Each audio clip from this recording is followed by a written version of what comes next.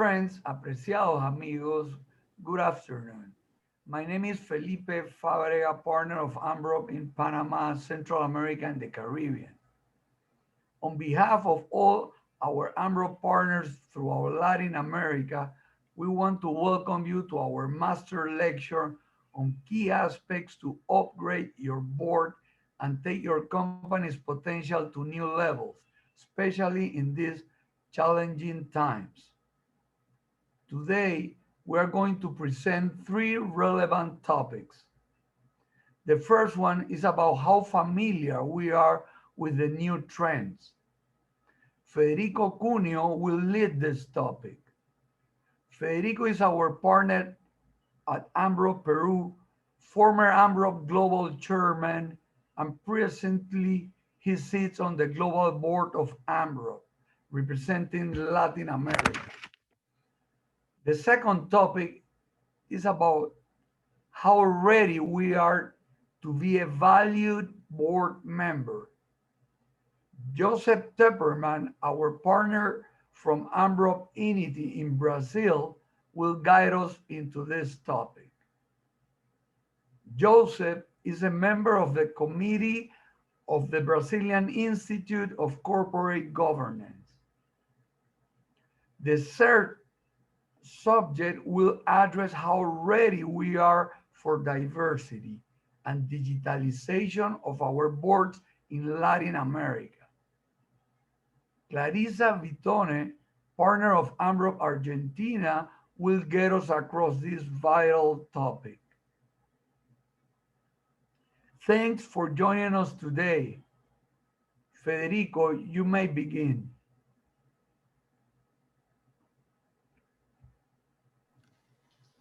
Thank you, Felipe. It's a real pleasure to be here today and to share with you all aspects from our engagements with boards around Latin America and around the world, actually. I want to start with the mission of the corporation. The mission of the corporation historically has been maximizing shareholder value. And that's migrating to maximizing sustainable share and stakeholder value. And that mandate comes into the hands of the board. And the board role is to serve as a guide for all actions taken in the management of the corporation to accomplish the company goal which transcends the short-term view and just economic results as it's proven as unsustainable. Therefore, the board must engage in gradually into a new way to operate. We have to understand that this balancing act is a difficult one, because the pressure to show quick results, to have the best economic performance, that necessarily go together with synchronizing share value and stakeholder value. Therefore, the board must be in top of this main topic. But if we go back a little more, the responsibility of electing the board is in the hands of the stockholders, the shareholders. And we require them to appoint board members that are capable to incorporate this new mindset, individually and collectively speaking, to be able to go to a shared value model and prevail in time, obviously. And obviously that is besides the other skills the board members have to have. As academic and business experience. Now, this is not to let it sit and think. This is to incorporate, and the moment is now, There's no time to lose as the business environment is accelerating, change is coming quicker, and more we have greater demands from shareholders and from stakeholders. I think the pandemic has shown us the demands from our customers. They require to adapt our business models to be able to reply properly to our customers. And therefore, we got a huge learning from this experience of the last months. During the pandemic, we had the opportunity to interview CEOs in the Peruvian market, the top CEOs of the corporations in the country. And I have 3 quotes that are very important related to this. The first one is, the board skills requirements have changed. In other words, we require different competencies on our board members. Second, besides education, knowledge, and experience, we need wisdom in the board table. Third, there is a concern for the human side that has become a priority. And I want to really celebrate this, because the fact that the CEOs in this survey highlight the human side of the whole operation as the main aspect to take care of, I think it's probably the first time in ages that we had to do that. Now, we have to acknowledge that corporate behavior has been influenced by CSR, Sustainable Development Principles, Sarbanes-Oxley, circular economy, shared value proposition, responsible capitalism, social energy, anti-corruption policies, which haven't worked all that well as we see around the world. But they are all fine. They're all fine, and they are honestly a request from within the business world to be good citizens with the planet and with society as a whole. But we need a new mindset.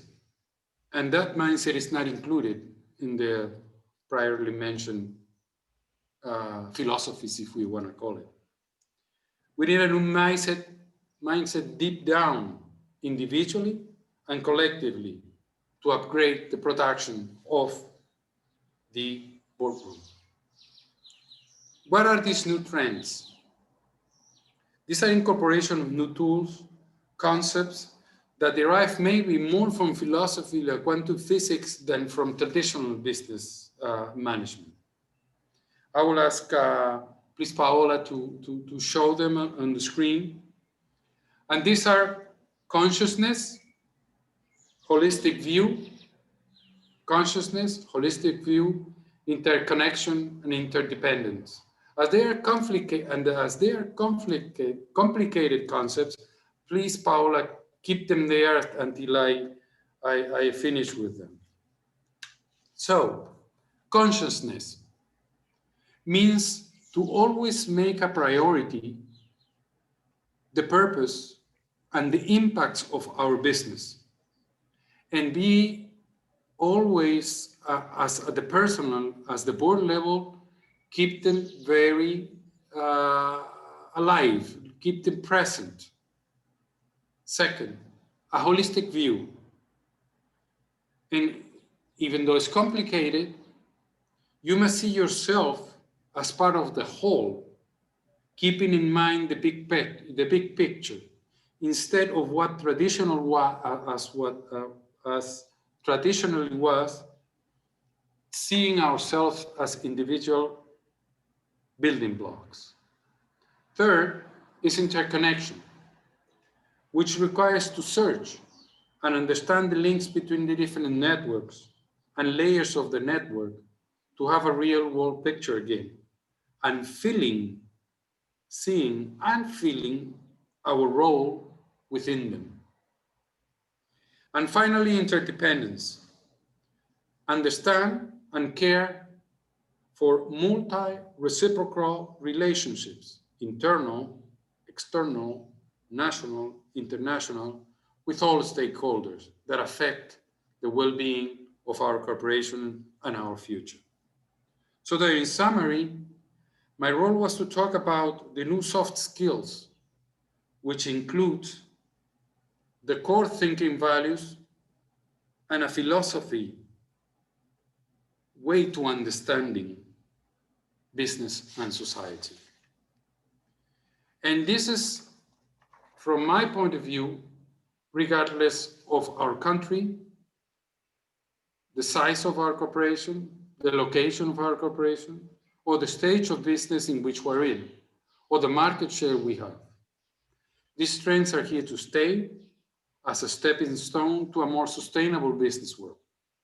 And from the board, we must guide that process. That would be our responsibility as boards. So these are the new trends that we see coming into the boardrooms. Thank you, Paula. We can come back to the screen. Now, I will pass it on to Joseph Tepperman, from our partner from Brazil, that has the pleasure to address to you as I just had. Please, Joseph.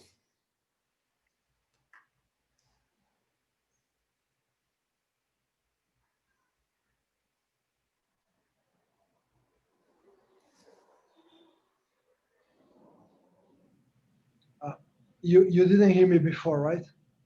No. Okay, so thanks a lot, Federico, for your words and for passing the ball to me. My question to the audience is, are you ready to board? We are in an interconnected world. MROP is present in 46 countries, and we have a very strong presence in Latin America. And I'm gonna repeat the question. Are you ready to board? Everybody's missing airports nowadays, so I brought this panel to remember us, how it feels. And I brought like the boarding pass that some of the boards and board members are still using, those old ones, but Clarissa will talk about diversity and digitization. And we should be using from now on this kind of boarding pass. So let's go to the gates. And by the way, we can get lost in translation because we are talking in this continent. We speak in English, we speak Spanish, we speak Portuguese. Some countries we even speak French. So is it a board? In Spanish-speaking countries, it's consejos or directorios. Here in Brazil, it's conselho. So how not to get lost in translation? Different countries, different wording for the same body of governance. So in English-speaking countries, you have the non-executive director sitting at a board. In Spanish-speaking countries, we have director or directora sitting in the directorio or in the junta directiva, or even conselho, which is similar to the Portuguese word of that is conselheiro or conselheira, sitting in the conselhos. So in order not to get lost in translation, as it happened to Bill Murray in the very interesting movie, I visited that hotel in Tokyo, by the way. I went to the dictionary to get the definition of the words and the origin of the words. And conselho, consejo, comes from council, from Latin concilium. This is a concilium that happened in year 325. This is a council of war in very important decisions during war. Instead of the commanding officer making the decision is open for a body of people in order to have the buy-in of the subordinates and getting the consensus. So it changes the way of making the decisions. This is, again, a council of war in the World War II. So let's remember, council comes from Latin concilium, and it's assembly of persons for consultation, deliberation, or advice. And it all happens in the environment of the corporate governance. And I said, okay, what does governance come from? And the word governance comes from the Greek kubernai, that means to govern, to steer, to decide the direction. And it's interesting that in the past, they used the steer like in the boats, in the ships. And nowadays, we are still using the steering wheel to drive Tesla cars, for example. The more advanced cars, we still have the steering wheel to govern the car. So I had a career counseling client. It's a CEO say, hey, Joseph, I want to be a board member. And my first two questions to him, and it for sure works for you as well, were first, are you fully aware about civil and criminal implications? Because when you're sitting in a board, junta directiva, conselho, you have full responsibility for what happens in the company. And the second question is, why do you want to be a board member? It's like the end of your traditional career, and you want to feel useful sitting in a board. You want a new career. You want to start your anti-career. That is the name of the book that I wrote last year and that I'm planning to translate to English next year. Do you want to give back to society? Is it money? You want additional remuneration? Or you want to stay busy and connected to the business environment? What is the reason that you want to be sitting in a board? Now, during pandemic's time, some people want to get out of home. So do you want to be busy and getting out of home? Well, what is the real reason you want to see? And he answered me he gave me his answers, and he said, okay, I understood the implications. Thanks for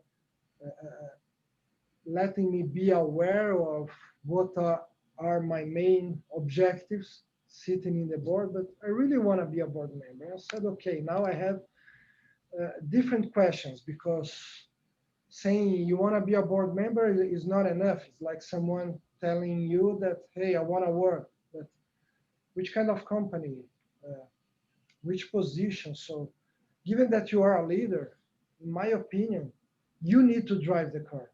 It's not myself or the market driving your car. So it's not me driving the car, it's you.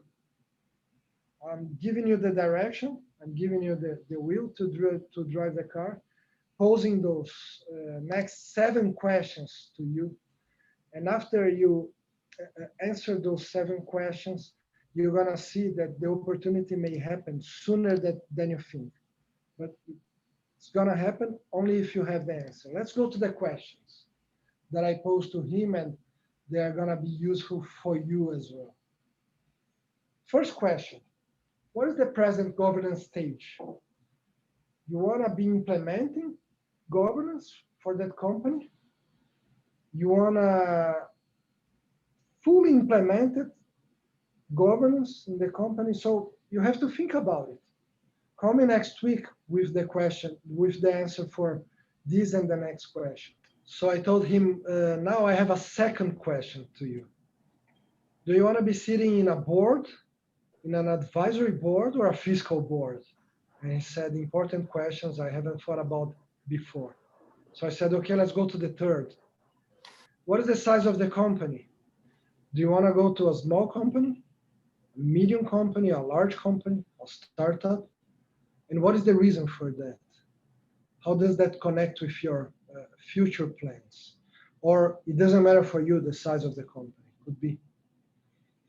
And then we went to the fourth question.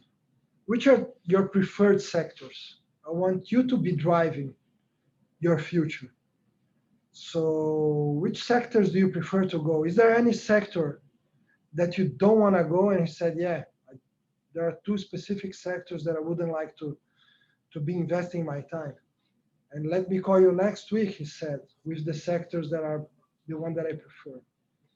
Fifth question was, what is the present situation of the company slash the change that you want to be a part of? Do you want to go to a stable company, or you want to go to a company that needs to be changing strategy, or a company that is already changing strategy, but it's in the beginning of that? Tell me what is the actual situation of the company?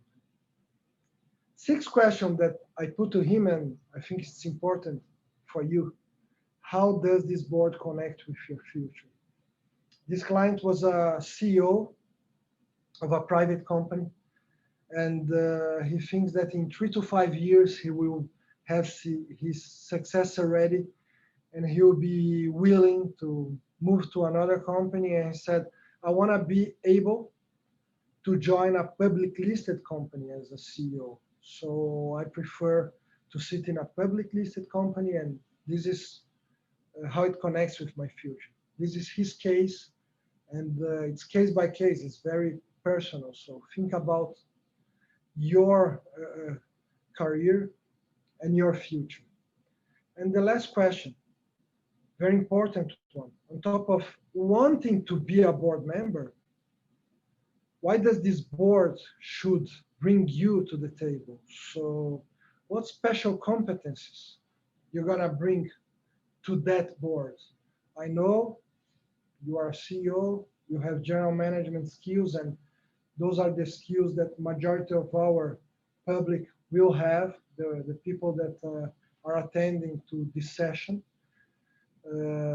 Maybe you are a board member already, I know, but you are a game changer in some specific competencies. So please do this exercise where you're very strong and unique. And with that, I'm pass the word to my partner Clarissa in Argentina. And the ones that are not Brazilian and Argentinians maybe don't know that regarding soccer, there are rivalry. And I could find this picture saying that to show that the countries are friends. And I'm very happy, Clarissa, to be your partner. I'm Rob Inici, please. I am so happy too, Joseph. Thank you so much. Yes, if we could only, make things better with that photograph. So many emotions. Okay, hola a todos. I am Clarissa Vitone from AMROP Argentina. I am sitting here in Buenos Aires, and I am so glad to be here with you this evening. So, up to now, we have heard from Federico about the current trends for boards, the new ways in which we are looking at our boards, our new expectations and requirements. It is indeed very different from what it was 5 years back. And Joseph has clarified the most common misinterpretations regarding boards in Latin America, and he has also shared with us the daily conversations that he has in his practice from people who are interested in being directors. These conversations coincide with the ones that we have here in Argentina as well, and I guess that with most offices in our region. So following the same path, I will be addressing diversity and digitalization. These are two important matters which are deep into today's board global trends. So there have been many lectures and talks and articles about diversity. We are guilty. We have produced a few here in AMROP Argentina. It is everywhere, isn't it? So why is it so important today? I will first go into the reasons for why it is so important at board level. And secondly, I will share with you what we think diversity is here at AMROP. And I promise I will not be talking about quota laws and regulations. So here are the true reasons for diversity. I'm going to share a slide with you. Okay, diversity enables more robust, sustainable, and wiser decisions. It brings better business results. and it fosters creativity and innovation. So let's go into number one. Why does a board with diversity reach more robust and sustainable decisions? Well, as Federico said, a board represents the interests of the stakeholders, not only the stockholders. And the chances are that the stakeholders of a company are truly diverse.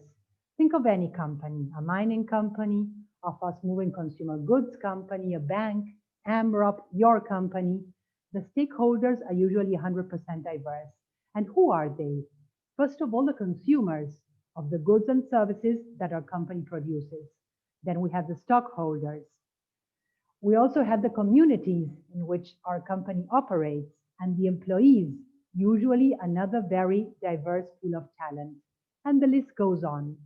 Companies are becoming more global and stakeholders are becoming more diverse. So our suggestion for an upgraded board is that diversity should aim to mirror as much as possible the diversity at the stakeholders level. And it works that way, in this way, in our opinion. Most stakeholders are then represented at the highest governance level. All these different points of view have to be heard and taken into account.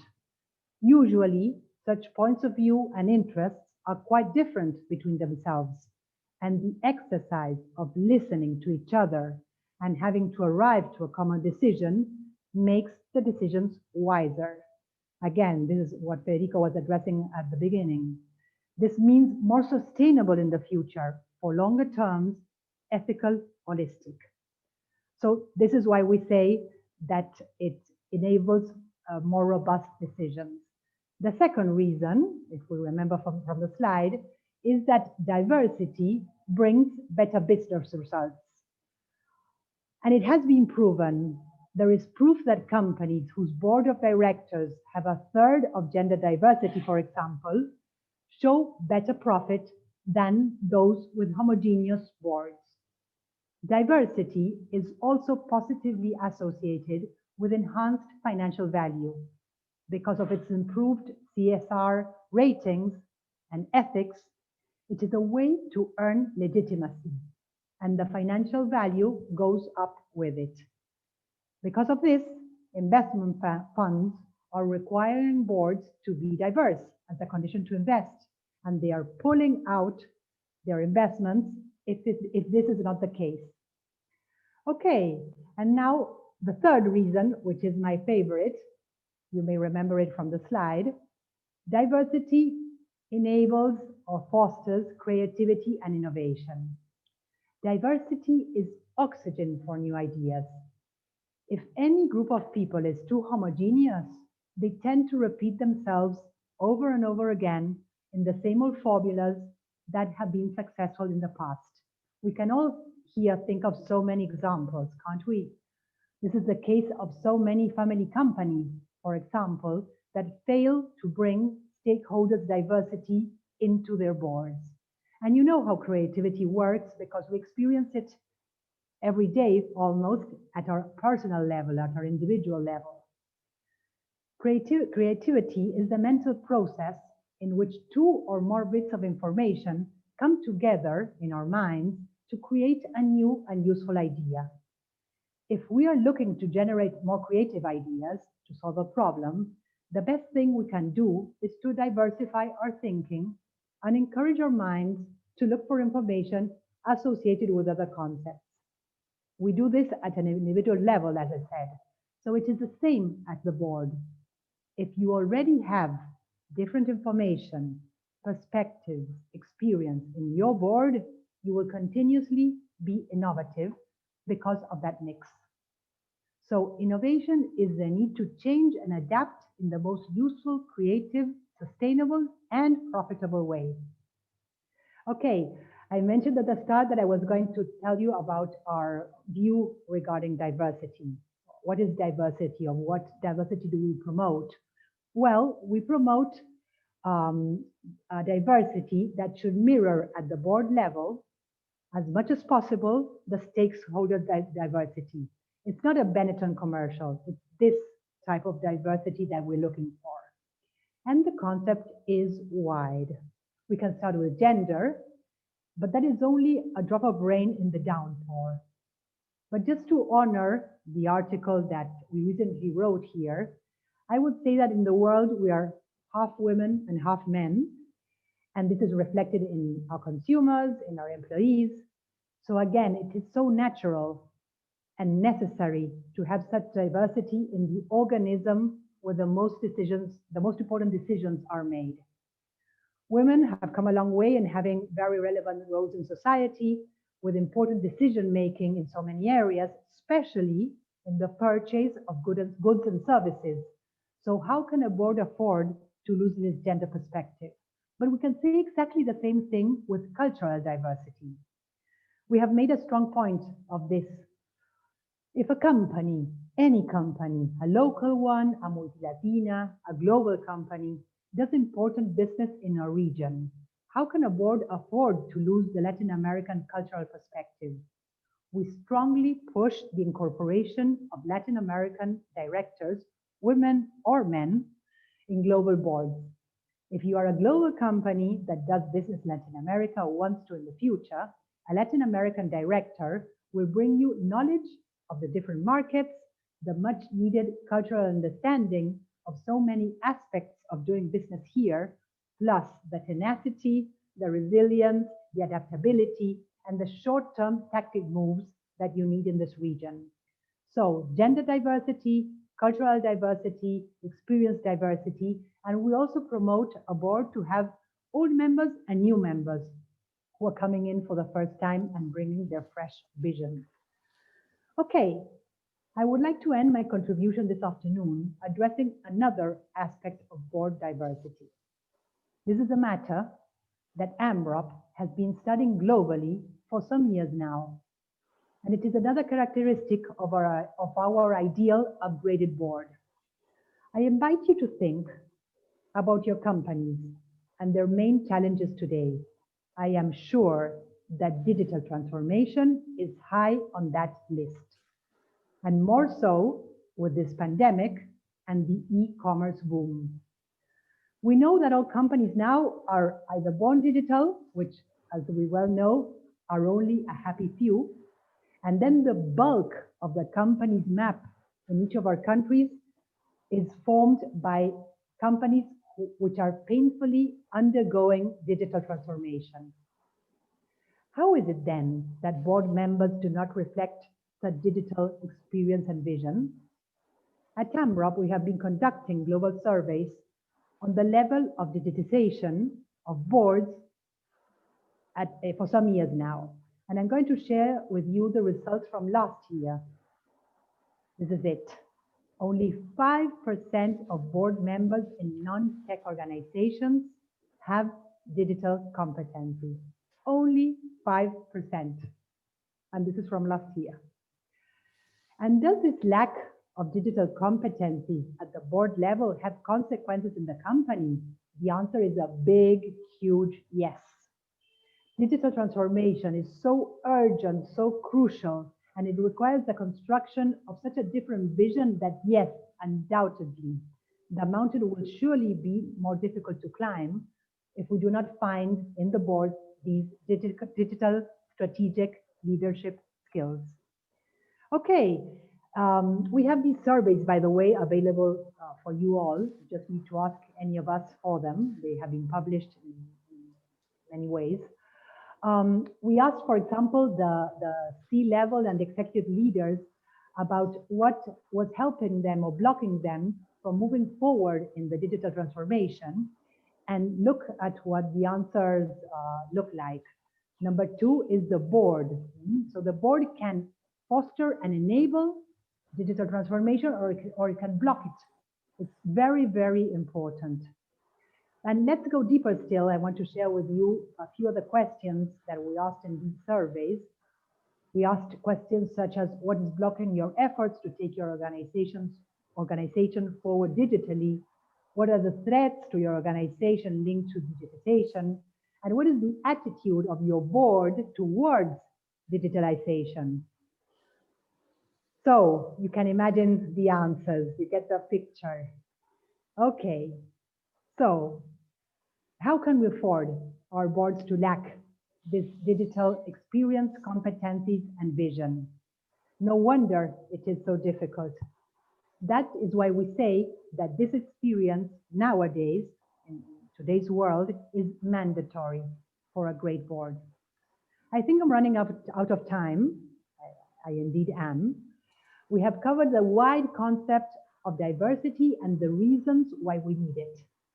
Diversity keeps our boards and companies oxygenated, innovative, and true to their stakeholders' dynamic needs and vision. And secondly, we have covered within the subject of diversity of experience, the issue of digitalization. This great upgraded board needs to be able to foster out-of-the-box solutions, bringing guidance and a fresh vision to the executive team. So let's keep working to upgrade our boards and making them stronger for the future, for a more meaningful future for the stakeholders that we all cater for. Muchas gracias. Thank you for listening. I am now going to pass on the word to Federico, who will give the closing words of this webinar. Thank you, Clarissa. Thank you, Joseph. Thank you, Felipe. Outstanding work. To all, we appreciate your presence today. This was a team effort from the AMRO LATAM members to share knowledge with you. The people attending today, for your information, are both prospects, clients, and candidates. And the subject is all around the board, which obviously it's much larger or much more complex than the things we touched on today. Today we dedicated some time to philosophical changes at the board, way of thinking, questions about possible candidates to board, and diversity and digitalization, which was very beautiful touch by Clarissa. In January, in summary, we try to be agile on responding to your needs and creating new products to comply with your requirements. And today the topic is a consequence of what we've been speaking with you, as a matter of fact. You can trust us that we will always conduct our engagements with compromise, passion, care, and of course confidentiality, because we move in the confidentiality world especially. Thanks Felipe, thanks Clarissa, thanks Joseph, Paola, and the Panama staff that was in charge of running this event today. Again, thanks to you all for attending. AMRO Worldwide appreciates it. Thank you very much.